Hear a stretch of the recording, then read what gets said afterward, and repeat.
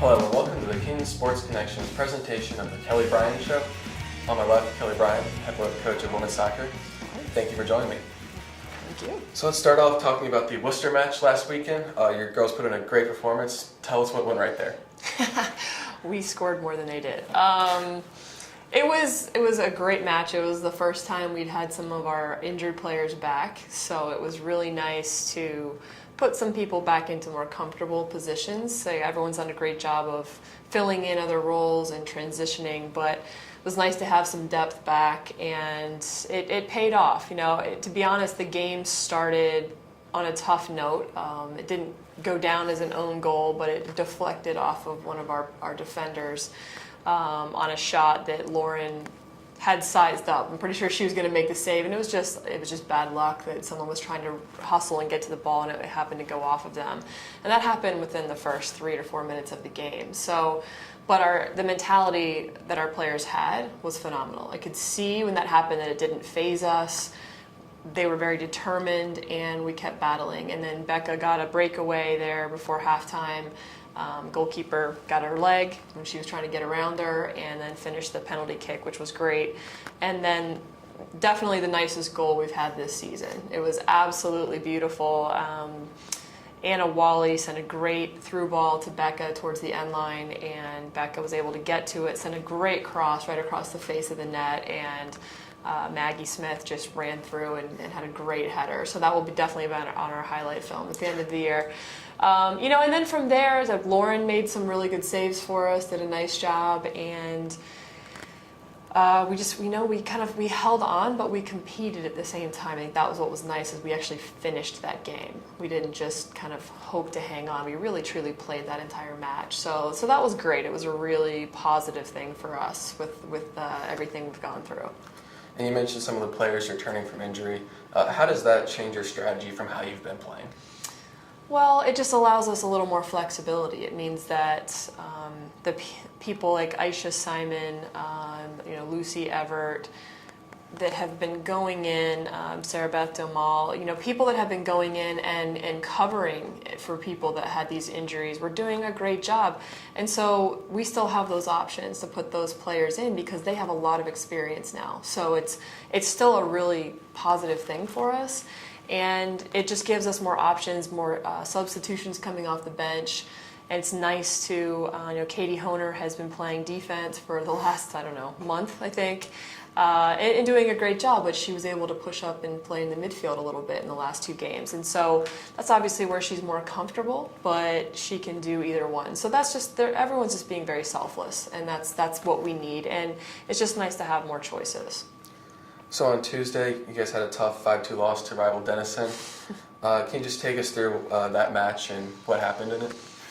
That one still is not sitting very well, but every lesson is learned in some way, and the first 20 minutes of that game, we actually were controlling the play, had some great opportunities. Becca and Maggie and Anna, and a lot of people were getting opportunities, and I don't know if it's as much that we didn't finish as much as there were some great saves made by their goalkeeper. She was on top of her game for sure on Tuesday.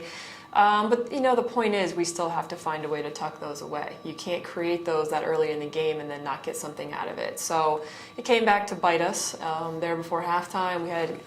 We did it to ourselves, which was the unfortunate thing. Defensively, we've been very strong this year, and we just had a couple of miscommunications, people not shifting over fast enough. And to their credit, they were very efficient. They finished. And so even though we put ourselves in that hole going into halftime, we had a really positive outlook and mentality and things to work on. Still not exactly sure how we managed to give up that goal so early in the second half. That obviously made things a lot more difficult. But we did, and there's nothing we could do about it except try just to keep fighting back. And so I'm proud of our girls for not quitting. We definitely came back and got 2 great goals. Katie Blake got her first goal of the season, and then Marie Lobby had a great finish off of a free kick from Maggie Smith. So, if you look at that, if we had not given up the 3 in the second half, we could have at least tied and then maybe put ourselves in a better position. But it's just given us something to work on. Despite having people back, and as well as our defense played with the infusion of some of our injured, players that are now healthy, and how well they played against Wooster, it's still different. And Denison took advantage of the fact that there's a little bit of readjustment going on.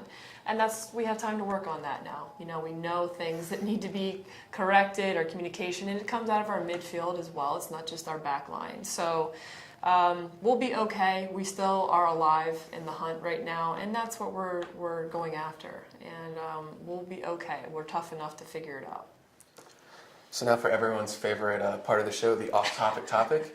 Last week we were on Halloween, and I know you mentioned your son is going as Captain America, and superheroes came up a lot. And so we were wondering, if you could pick a superpower, what would it be and why? This is going to sound really cheesy. I don't know if it's because I'm a mom or what, but the superpower I would love is to be able to heal people.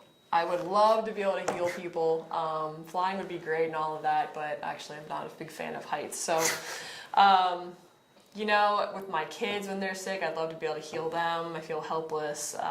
Anyone in my family. And then, my team. And we've had so many girls injured. I would love to be able to just kind of touch some of them and just, say, okay, nope, no surgery, you're fine, everything is good. And it really hurts me to see people ill or injured.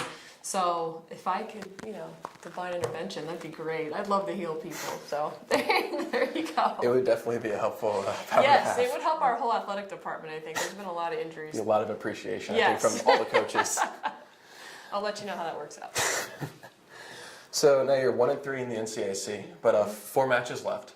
So take us through what you guys need to do to win these 4 matches and stay in the hunt.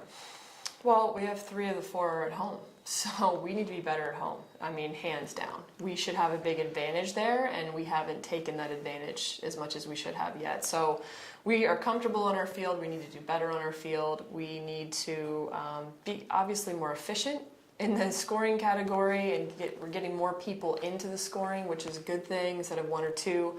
And we've obviously got to tighten up defensively and just rely on our leaders. We've got great leaders on this team, and we need to have people rallying around them, and we'll be okay. I mean, we really truly can do it in these last 4 games. It will be tough, but it is manageable. So looking ahead to Wittenberg, a big match coming up on Wednesday. What are they bringing to the table, and how do you combat that? Well, they've had a little bit of a roller coaster earlier in the year, but they seem to have gotten a lot more consistent here in the last several weeks. And they're going to be physical. They're tall. We're used to that. We're a relatively short team, minus a few people. So, we have to be smarter. We have to keep the ball on the ground. Balls, aerial battles are going to be difficult for us. So we just have to be able to really keep the ball on the ground and possess it well, and not put ourselves in position to give up defensive corners or a lot of free kicks. It's just not a good situation to be in, although we've done very well with them recently. So they are a little bit more direct than some of the teams we've played, where they like to send some more balls through. So that's a slight adjustment, but we'll obviously be working on that in practice. And if they choose to possess more, I mean, that's what we've seen the majority of the season. So it's just going to be a great match. They want this game.